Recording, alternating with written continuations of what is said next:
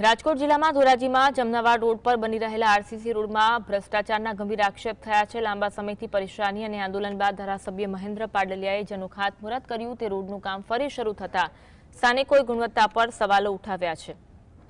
સ્થાનિકોનો આક્ષેપ છે કે કોન્ટ્રાક્ટરે સિમેન્ટની જગ્યાએ માટી નાખી મનમાનીથી કામ કર્યું છે। 2.5 મહિના પહેલા કોકળ ગાયની ગતિએ કામ થયું અને હવે નબળી ગુણવત્તાના કારણે આ રોડ લાંબો સમય ટકશે કે કેમ તે મોટો સવાલ। मौखिक रजूआत थता कॉन्ट्राक्टर ध्यान आपता न होवाथी लोकोमां रोष जोवा मळी रह्यो छे। એટલે હેરાન થઈ ગયા, હાલવા ચાલવા વાળા બધા કોઈને દવાખાને કોઈ એમ્બ્યુલન્સ આવી હોય તો જવાની ક્યાંય જગ્યા છે નહીં કોઈને, સમજ્યા।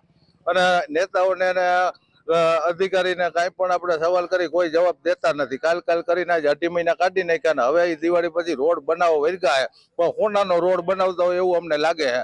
અને ઓલી સિમેન્ટની થેલીમાં હોનાનો પાવડર ભરી અને રોડ બનાવે, ધૂળ જ છે નકરી। રોડ બને છે તેમાં મટીરીયલની ખામી છે અને જે ગવર્મેન્ટના ધારા ધોરણ પ્રમાણે જે ટેન્ડર પાસ થયા હોય તે પ્રમાણનું મટીરીયલ આમાં આવતું એવું લાગતું નથી અને ઉપરથી નીચે સુધી જે ભ્રષ્ટાચાર છે અને તેનો પબ્લિકે ભોગ બનવો પડે છે। નહીંતર આ રસ્તો 10 વર્ષ કે 15 વર્ષ સુધી કાંઈ